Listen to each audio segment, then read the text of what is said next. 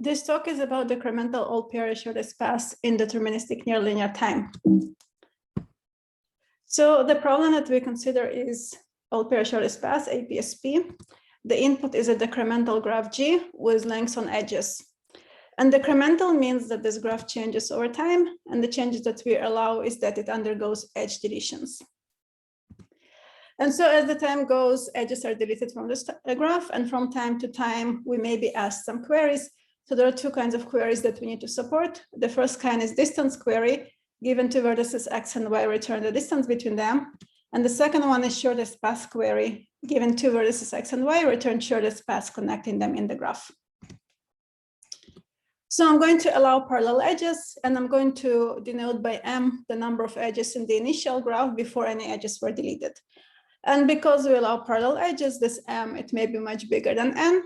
So I'm going to express all kinds of quantities in terms of m.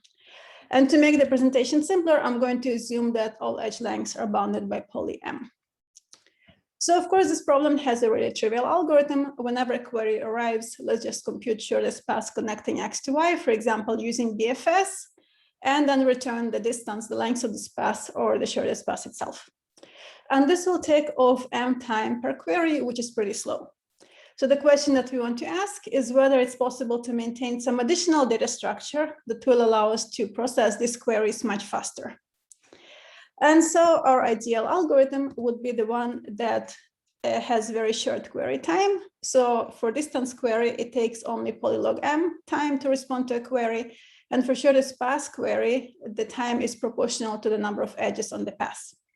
So in order to achieve this, so this is near optimal query time. So I'm going to refer to it as such. So in order to achieve this, we may need to maintain some additional data structure. And the total time that's required to maintain this data structure is called total update time. And we want it to be close to linear in m, which is again close to the best one can hope for. So that would be an ideal algorithm. And what's our motivation in looking into this problem? Well, first of all, it does come up in all kinds of applications such as MapQuest. Also, algorithms for shortest path is a basic algorithmic primitive that's used all over the place, and we need such an algorithmic primitive for dynamic graphs. And another motivation, and it was actually one of my main motivations in looking into this problem, is that algorithms for decremental APSP, you can use them to design fast algorithms for classical static problems, such as maximum multicommodity flow and minimum multicut. And this connection was first noticed by Madri. So going back to our ideal algorithm, unfortunately, it looks like such an algorithm is unattainable unless we compromise on approximation.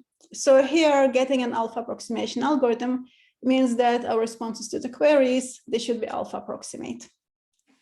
So for distance query, we need to return an alpha approximate estimate on the distance. For shortest path query, we need to return a path whose length is within factor alpha of the optimal one.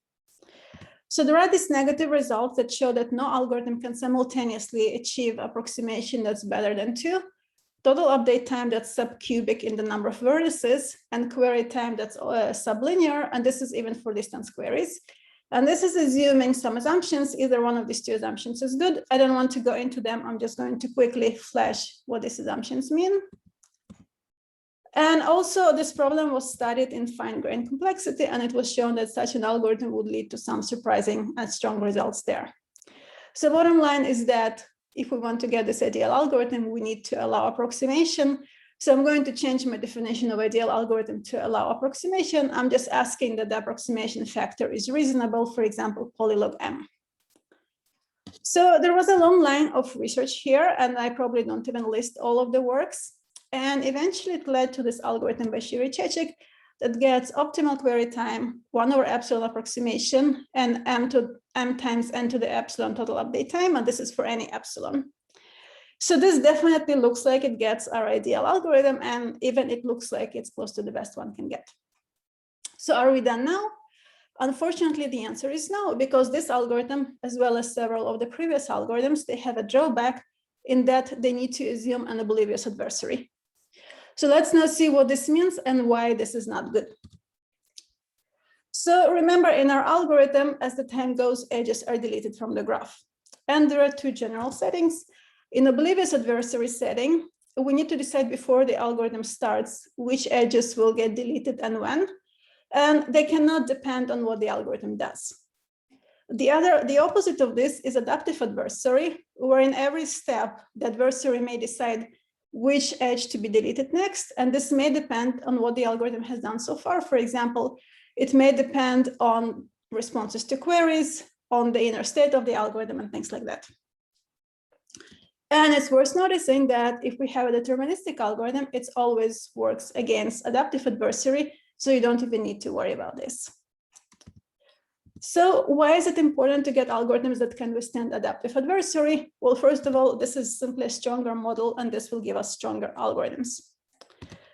It's also a better fit to some of the applications, but I'm not going to go into this.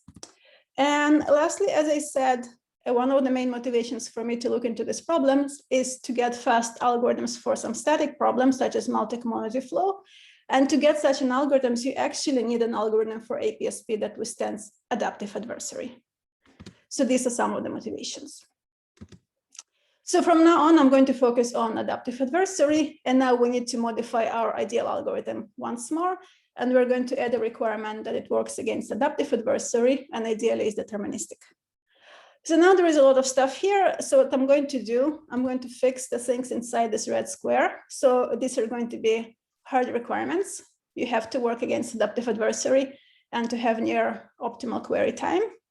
And subject to this, I'm going to ask what approximation and what total update time can we obtain. So let's see what is known in this regime. So first of all, there is classical work of Evans-Shiloh and of Dinitz called Evans-Shiloh trees, and they will give us 1 plus epsilon approximation with total update time mn squared. And the only improvements since then have been in unweighted graphs. So 1 plus epsilon approximation was improved to get mn over epsilon total update time. And this is close to the best you can get because of this negative result that we saw for the low approximation regime. So what happens if we allow higher approximation? So there is this work together with Techeponser and Rak. We showed an algorithm that gets n to the 2.5 total update time, but pretty weak approximation. So there is a multiplicative factor that's 2 to the 1 plus epsilon, but also pretty large additive factor, 2 to the log n to the 3/4. So what we show in this work is a deterministic algorithm that works for weighted graphs. And for any epsilon, it gets total update time m to the 1 plus epsilon. The approximation factor is log m to the 2 to the 1 over epsilon. So for example, if we let epsilon be a constant, then we'll get polylog m approximation, and the total update time is m to the 1 plus epsilon. So of course, this high dependence of the approximation factor on 1 over epsilon is a little bit problematic, and we'd like to get rid of it eventually. And for comparison, again, for oblivious algorithms, the dependence of the approximation factor on 1 over epsilon is only linear. So ideally, we would like to get there, but we're not there yet. Okay, so going back to this picture of ideal algorithm, we sort of get it, except that we would have liked a better dependence of the approximation factor on 1 over epsilon. And as I mentioned, one of the main motivations was getting good algorithms for multi-commodity flow. So what is known there? So we all know that you can solve maximum multi-commodity flow exactly, for example, through linear programming. But what about solving it by fast algorithms? So you can get 1 plus epsilon approximation with these running times. And in the second one, k is the number of demand pairs, which can be as big as n squared. So what our result gives, it's for unit capacity graphs only. This is the running time. K is again the number of demand pairs. And this is the approximation factor. So to put it into some perspective, let's assume that epsilon is a constant. The approximation factor becomes polylog m. The running time becomes m to the 1 plus epsilon plus k over epsilon. So in terms of running time, it's close to the best possible. In terms of approximation, well, probably would like a little better. And maybe for a flow problem, this polylog m is a little bit disappointing. But we get similar results also for minimum multicut and integral multi-commodity flow. And for these problems, polylog m is sort of the right approximation factor. And I want to quickly mention an important special case, and it's decremental APSP on expanders. So here we're given an input, as input, a better expander graph. and it undergoes edge deletions and isolated vertex deletions.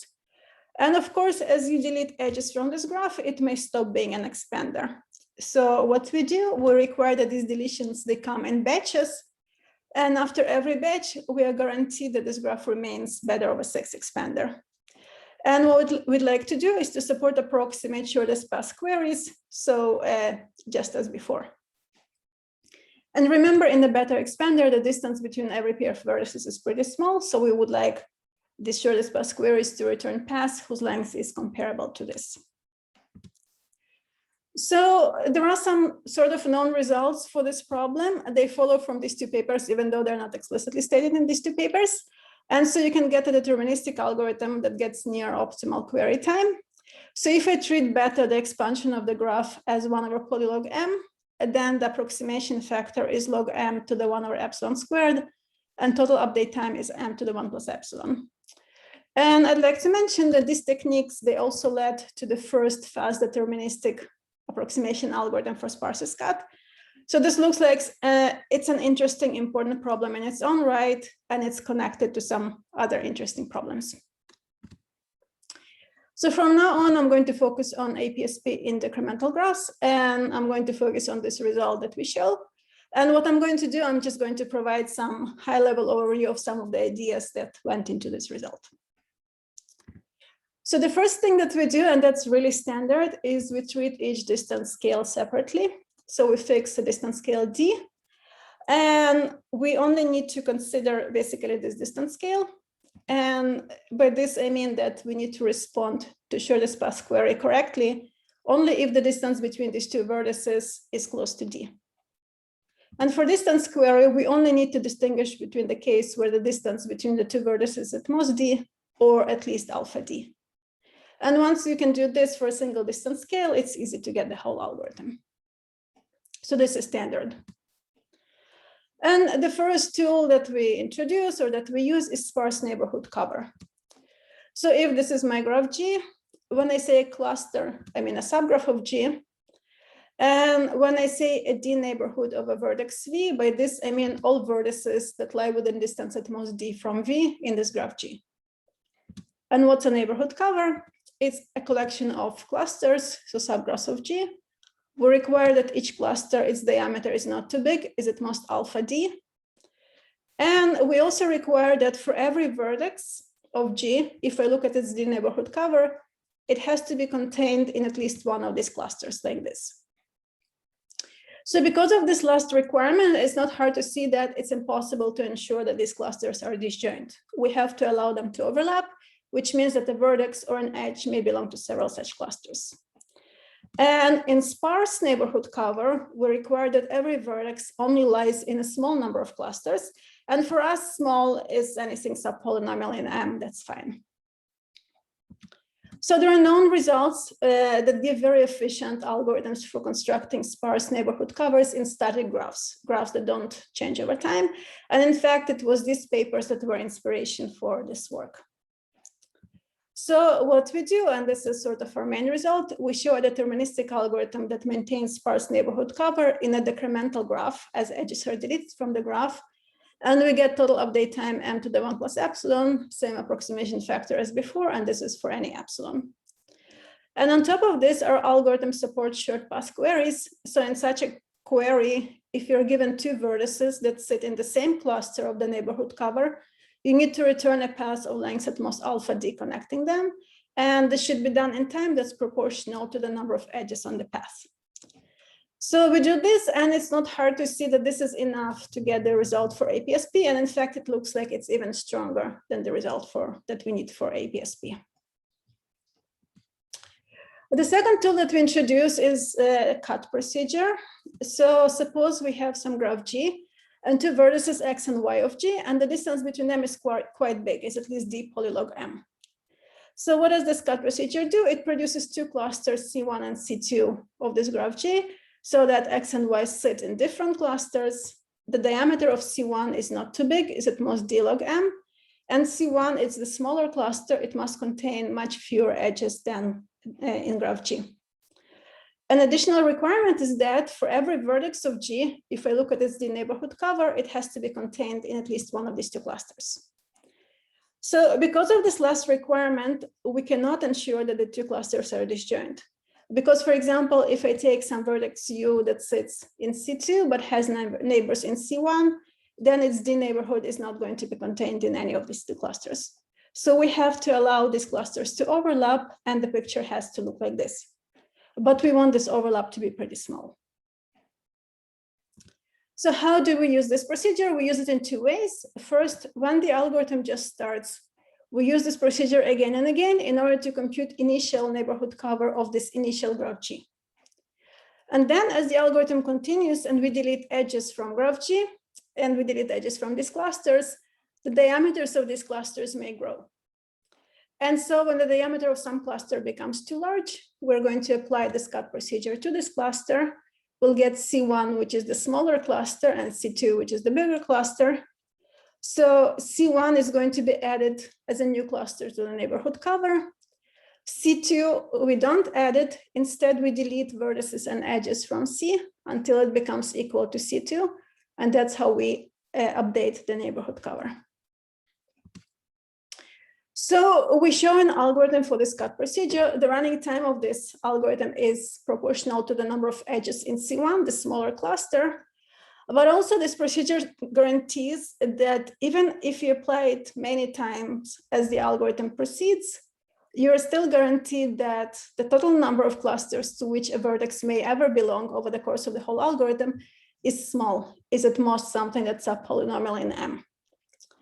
So this procedure, it's an adaptation of the ball drawing technique, of this classical technique of Layton and Rao. But because of this requirement that a vertex can ever only belong to a small number of clusters, it's a little bit non-trivial to get it.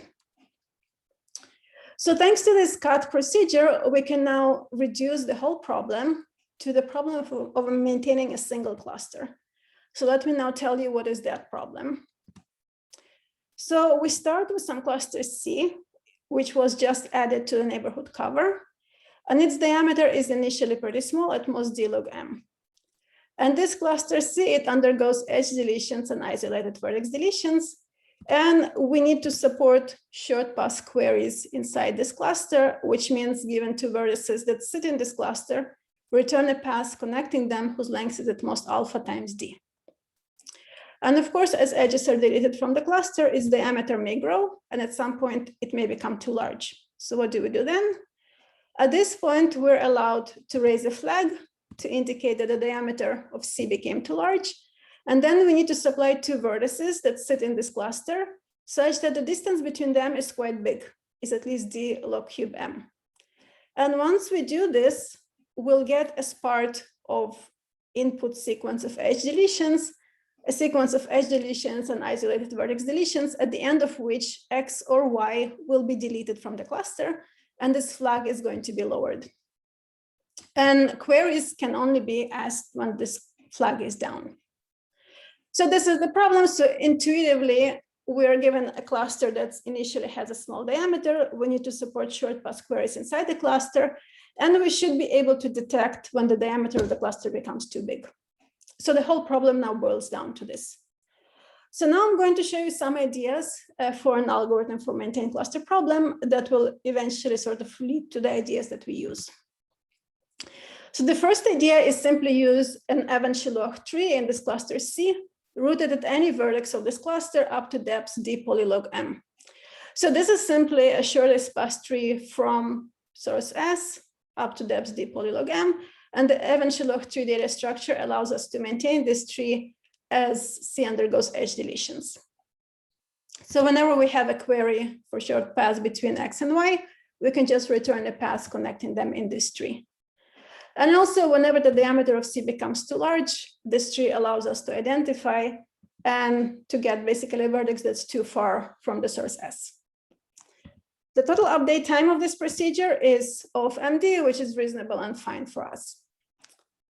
So does this solve our problem? Unfortunately, no, because of the following problem.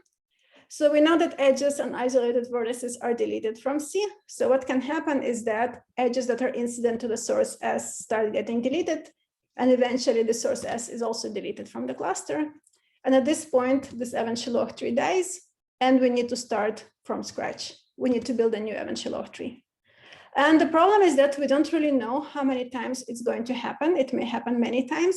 And every time we invest a lot of time into building and maintaining an Evan-Shalom tree, and we cannot afford it. So this idea doesn't quite work, but it's useful to remember. The second idea is expander-based idea. So let's assume that I managed to find a large expander that's a subgraph of C. And for expander graphs, we already have an algorithm for APSP problem, and this algorithm supports shortest path queries. And it can also keep track that every pair of vertices in this expander are close to each other. And what about vertices that don't sit in the expander? So what I'm going to do intuitively, I'll have an Evan-Shalom tree that's rooted in the expander. So what does it mean? I'm going to add a new source vertex to my cluster C. I'm going to connect it to every vertex that sits in the expander, and I'm going to build Evan-Shalom tree in this graph from the source S.